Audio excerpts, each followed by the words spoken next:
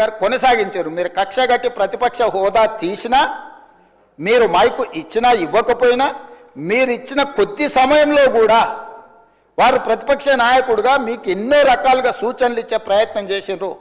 ప్రభుత్వం తీసుకుంటున్న నిర్ణయాలలో ఉన్న లోపాలను ఎత్తి చూపడమే కాకుండా మీకు సహేతుకమైన సలహాలు సూచనలు ఇచ్చే ప్రయత్నం ఆనాడు ప్రతిపక్ష నాయకులుగా బట్టి విక్రమార్క గారు, జానారెడ్డి గారు చేశారు. ఈరోజు కూడా మీ నుంచి మేము ఆశిస్తున్నాం. మీరు ఎంత చేసినా, ఎగరెగిరి దంచినా ఎగరకుంట దంచినా మీకు వచ్చే కూలి అంతనే. ఎన్నికలు అనేవి 2029లో వస్తాయి అధ్యక్ష. వాళ్ళ తాపత్రయపడ్డంత మాత్రాన, వాళ్ళు ఆవేదన చెందినంత మాత్రాన, వాళ్ళు హడావిడి పట్టినంత మాత్రాన ఒక సంవత్సరం రావు అధ్యక్ష ఎలక్షన్లు. అప్పుడే ఒక ఆయన అంటాడు వచ్చేసినాయి బై ఎలక్షన్స్ వచ్చేసినాయి, వచ్చే నెలలే అని టికెట్లు వంచుతాడు ఒక ఆయన. ఆయన టికెట్లు వంచండి కదా, నేను వంచాలని ఇంకొక ఆయన పోయి ఆయన వంచుతాడు. వాళ్ళ పోటీతోని మా సాగుకు వస్తున్నారు అధ్యక్ష. వాళ్ళ అంతర్గతంగా ఏమని ఉంటే ఉండని, వాళ్ళు ఇట్లా తెలుసుకొని మాకేం అభ్యంతరం లేదు. ఒక ఆయన పొద్దున్నే ప్రెస్ మీట్ పెడితే మధ్యాహ్నం ఒక ఆయన ట్విట్టర్లో పెడతాడు దాని కౌంటర్ పార్టీ. ఒక ఆయన ట్విట్టర్లో పెట్టగానే ఇంకొక ఆయన ప్రెస్ నోట్ రిలీజ్ చేస్తాడు. వీళ్ళిద్దరు ఇట్లా చేశారు కదా అని పెద్దల సభలో ఉన్న వాళ్ళు వాళ్ళ వైపు నుంచి వాళ్ళు అదే ప్రయత్నం చేస్తున్నారు.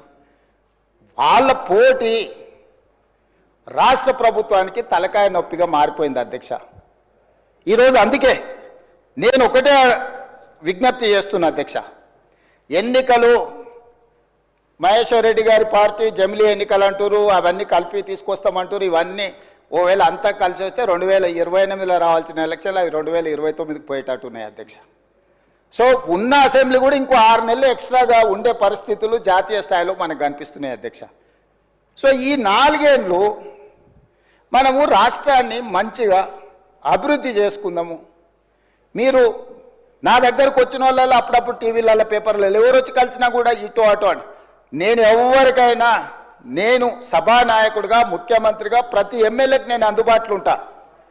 అది సిద్దిపేట శాసనసభ్యులు హరీష్ రావు గారు వచ్చినా, లేకపోతే పల్లా రాజేశ్వర రెడ్డి గారు వచ్చినా, లేకపోతే వెంకట రమణారెడ్డి గారు వచ్చినా, నేను రాజకీయాలు చూడను అధ్యక్ష. ముఖ్యమంత్రిగా నా దగ్గరికి తీసుకొచ్చిన సమస్యల్ని వీలైనంత మేరకు వాటిని పరిష్కరించాలన్న మా బట్టి గారు సూచన చేశారు. గజ్వేల్ శాసనసభ్యులు వచ్చినా కూడా, ప్రతిపక్ష నాయకుడు వచ్చినా కూడా ఆ నియోజకవర్గానికి సంబంధించిన సమస్యలు కూడా పరిష్కరించాలంటారు.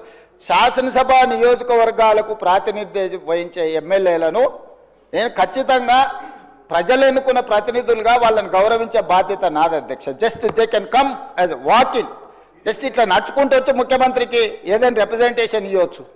దానికి అనవసరమైన రాజకీయాలు ఆపాదించాల్సిన అవసరం లేదు అధ్యక్ష. మీరు డెఫినెట్గా ఇస్తాము. ఇచ్చినప్పుడు ఇన్ఛార్జ్ మినిస్టర్ ఉంటాడు, మీకు ఇన్ఛార్జ్ మినిస్టర్లు నిర్ణయాలు చేస్తారు. ఈరోజు ఇందిరమ్మ ఇళ్ళలో ఇందిరమ్మ కమిటీలు ఉన్నాయి, అన్నీ ఉన్నాయి. డెఫినెట్గా ఇస్తాము. మీరు ఇచ్చిన కాగితాలు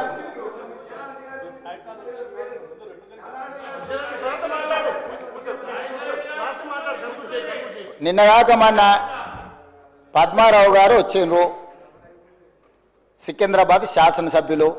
ఆయన నియోజకవర్గానికి సంబంధించిన కాలేజీలు ఇతర నిర్మాణాలకు సంబంధించిన నిధుల గురించి వచ్చిండ్రు. అక్కడికక్కడనే నేను ఆదేశాలు ఇచ్చి ఎంబడే ఆ పనులను మొదలుపెట్టాను అని చెప్పిన. కృష్ణమోహన్ రెడ్డి గారు వచ్చిండ్రు. గద్వాల ప్రాంతం గట్టు మండలము అత్యంత వెనుకబడ్డ మండలము, డార్క్ మండలం.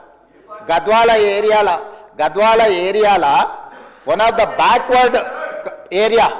వారు వచ్చిండ్రు, ప్రాజెక్టులు కట్టాలన్నారు. ఇచ్చిన యాదయ్య గారు వచ్చారు చేవెళ్ళ నుంచి, వారికి ఇచ్చేసిన. మిత్రుడు ప్రభాకర్ రెడ్డి గారు కుటుంబంలో శుభకార్యం ఉంది రావాలని వెడ్డింగ్ కార్డు ఇచ్చిండు. నేను ఎవరినైనా వెళ్ళాను, కలిశాను, ఆశీర్వదించి వచ్చిన. మంచిని మంచి అంటాము, చెడును చెడు అంటాము. మా మైండ్లలో చెడు లేదు. మీరు మైండ్ లేదని ఉన్నా దాన్ని తగ్గించుకోండి. 10 సంవత్సరాల అనుభవం తర్వాత ప్రజలు ఇచ్చిన తీర్పు మనకు కొంత కనువిప్పు కలిగించాలి. అది కాకుండా మనం ఎంతసేపు ఉన్నా ఎదురుగున్న వాళ్ళని బద్నాం చేయడం ద్వారా మనం మంచోళ్ళం అవుదామని అనుకుంటే కుదరదు అధ్యక్ష. ప్రజలు విఘ్నులు. మమ్మల్ని బద్నాం చేసినంత మాత్రాన మీరు మంచోళ్ళు కాలేరు. మీరు మంచిగుంటే మంచోళ్ళు అవుతారు.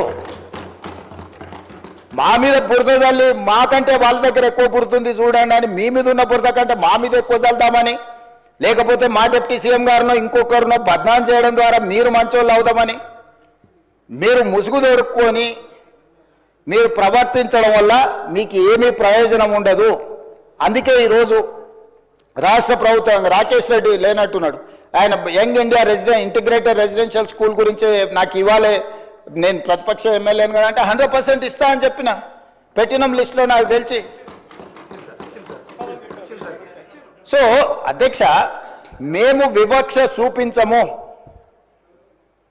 వివక్ష మా విధానం కాదు, వివక్షతోని రాష్ట్రాన్ని నడపలేము, వివక్ష వల్ల రాష్ట్రం అభివృద్ధి చెందదు.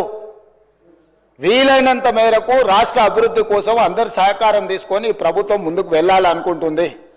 అందుకే డాంబికాలకు గొప్పలకు పోలే. బడ్జెట్ 2 సార్లు మా బట్టి విక్రమార్క గారు ప్రవేశపెట్టినప్పుడు ఉత్తుత్త బడ్జెట్లు ఊదరగొట్టే బడ్జెట్ పెట్టి ఇప్పటికి 4 లక్షలు దాటి ఉండేది అధ్యక్ష. ఉత్తుత్త బడ్జెట్లు ఊదరగొట్టే బడ్జెట్లు పెట్టదలుచుకోలేదు.